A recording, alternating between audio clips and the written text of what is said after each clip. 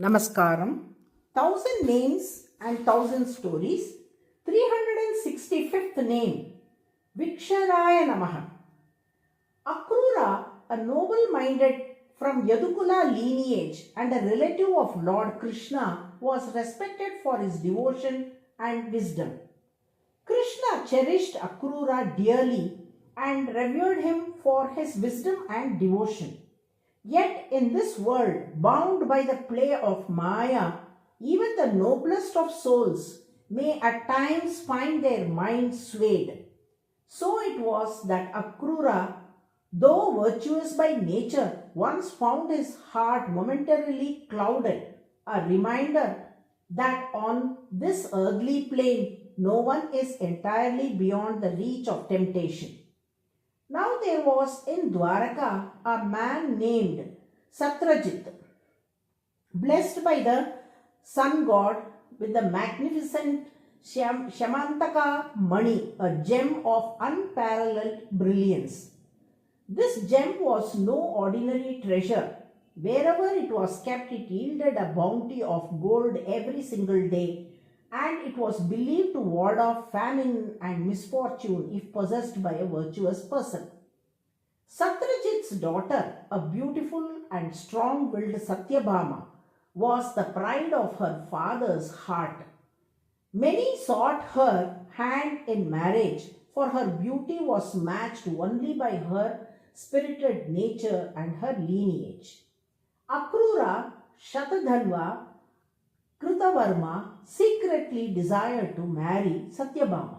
However, destiny had other plans. Satyabhama, admiring Krishna's valor and virtue, chose Lord Krishna himself as her husband.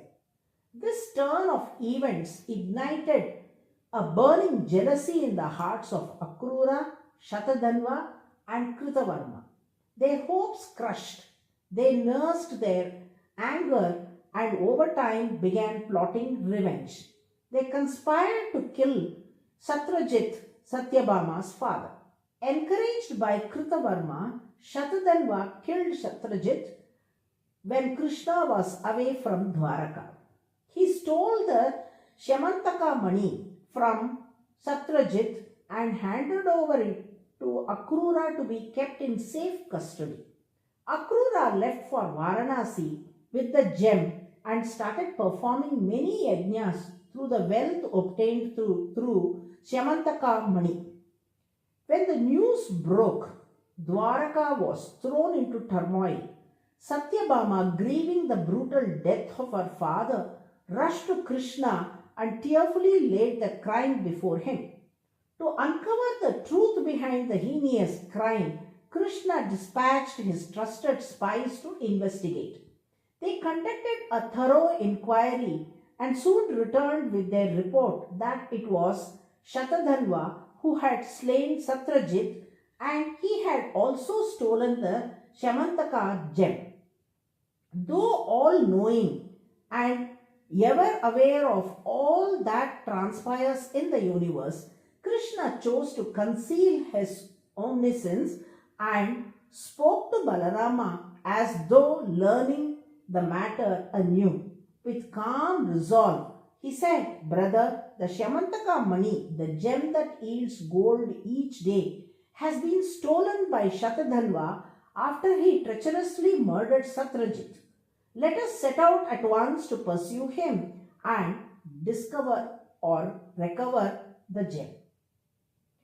Balarama agreed without hesitation, and the divine brothers set out together to capture Shatadhanva and retrieve the stolen gem. Realizing he was being pursued, Shatadhanva fled on horseback towards Mithila, desperate to escape. But Krishna and Balarama followed swiftly in their chariot, the wheels thundering across the land. As Shatadhanva reached the outskirts of Mithila, Krishna, with unwavering aim, hurled his divine Sudarshana Chakra, and in a flash, Shatadhanva was slain. However, to Krishna's surprise, the Shamantaka Mani was not found on his person. But the Shamantaka money was nowhere to be found on Shatadharva's person, for he had already entrusted it to Akrura for safekeeping before fleeing. Upon discovering this, Balarama grew indignant. Turning to Krishna with anger in his eyes, he exclaimed, "Krishna, you have deceived me. You made me journey so far in search of the gem only for us to return empty-handed. I am certain you have hidden the Shamantaka somewhere yourself." This widespread rumors and doubts spread like a wildfire that Krishna might have orchestrated the killing to possess the wondrous gem that yielded gold each day. Years passed by, and Dwaraka, once a city of divine harmony, began to experience subtle disturbances in its peace and stability. Concerned by the unrest, wise scholars and the revered gurus approached Krishna and said, "When the noble Akrura resided in Dwaraka, the land thrived in peace and prosperity. Since his departure, that tranquility seems to have faded. O Lord, bring back Akrura. His presence is a blessing to this city."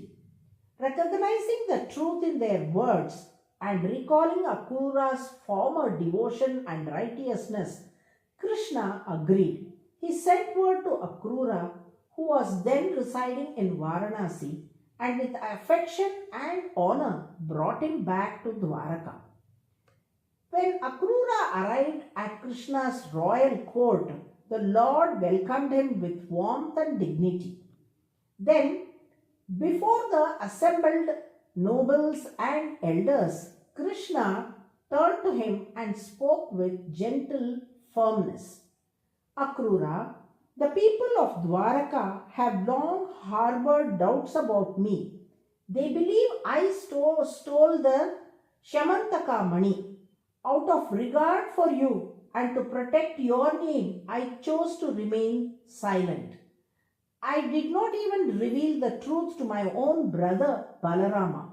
But now the time has come to clear all misunderstanding.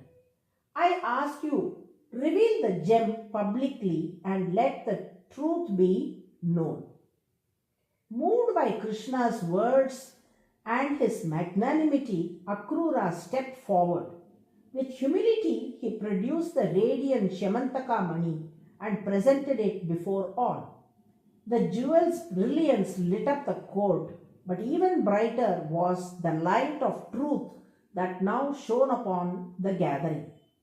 Only then did the people, including Balarama, came to understand the full truth. Krishna's honor was restored, and the weight of suspicion lifted from their hearts.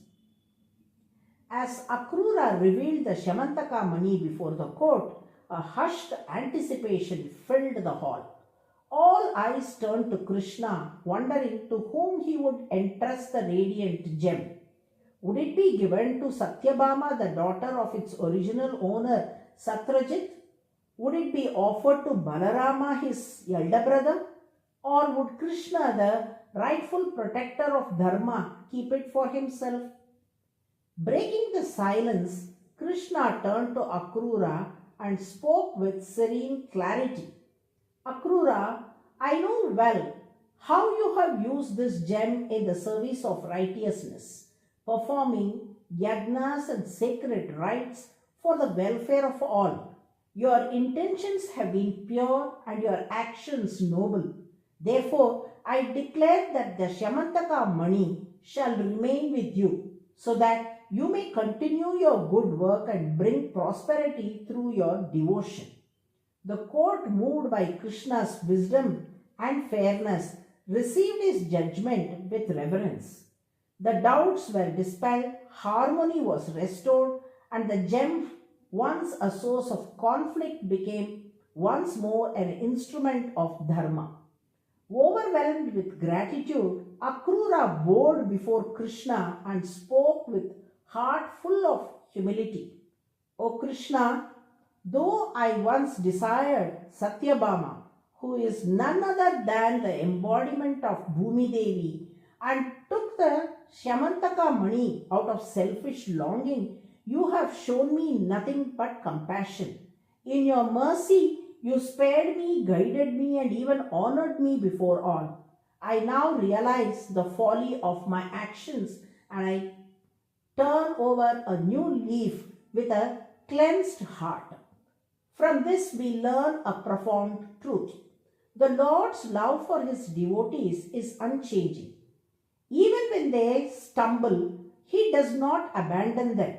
Instead, with infinite patience and grace, he draws them back to the path of righteousness, for his compassion knows no bounds, and his blessings flow ever freely to those who seek him in sincerity.